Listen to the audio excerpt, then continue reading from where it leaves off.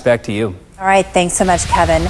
We all know that Arizonans are losing their lives to drugs every day. More than a year ago, the governor committed doing absolutely everything to attack the growing problem with the help of a task force.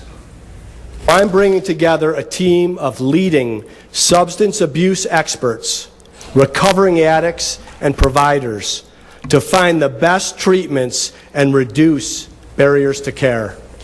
KOLD News 13's Jenna Lee checked in with that task force to find out what's been done to put a stop to a crisis costing everyone. Here's what she found.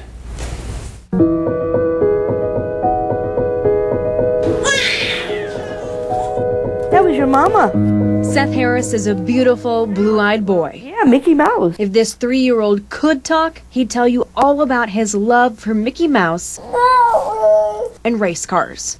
She was actually using, at the moment he was born, Heroin. That's what Becky's mom, Michelle Harris, says her daughter was using not just on the day Seth was born, but every day leading up to his birth. The drugs left baby Seth severely sick, requiring intensive care, marking the start of a lifetime of developmental delays. he always had these tremors and a shaking. She was hemorrhaging in her brain. 1 year after Seth was born, Becky's addiction took hold of her heart and her brain. I really thought that there would have been a lot of wake-up calls in there, 2 heart surgeries, a stroke. Becky was only 29 years old. It just, it won. Her death marks one of more than 1,000 tied to drugs in the last 3 years, just in Pima County. We do have an epidemic of drug abuse. That epidemic is not only ending lives, it's also putting a dangerous strain on the lives of others.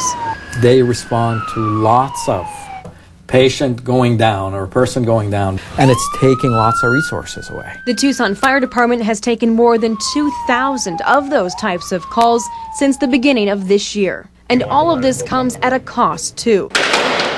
Right now, nearly a third of the people inside the Pima County Jail are there solely because of drugs, 576 inmates.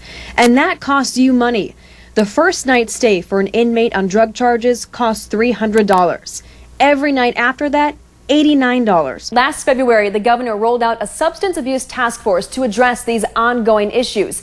In October, more than 100 recommendations were handed down by the task force, some of them requiring approval by lawmakers. But since then, not one piece of groundbreaking legislation to fight drug abuse has landed on the governor's desk. It's always disappointing that you have recommendation but no action on it.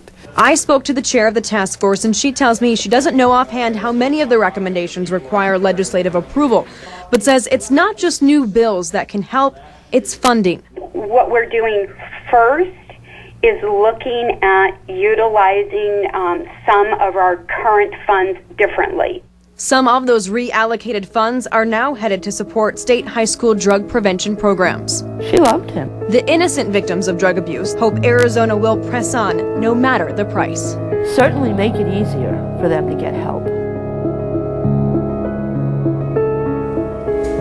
It's just heartbreaking. It is. Such a huge problem. One way the state is planning to get more people help is to add additional methadone programs across Arizona and roll out a new prescribers database to prevent doctors shopping for pain pills. There's also been an edit to existing legislation surrounding Narcan, that is a drug to reverse the effects of an overdose. Now you can learn more about the state's efforts. You can take a look at the story online on our webpage, TucsonNewsNow.com.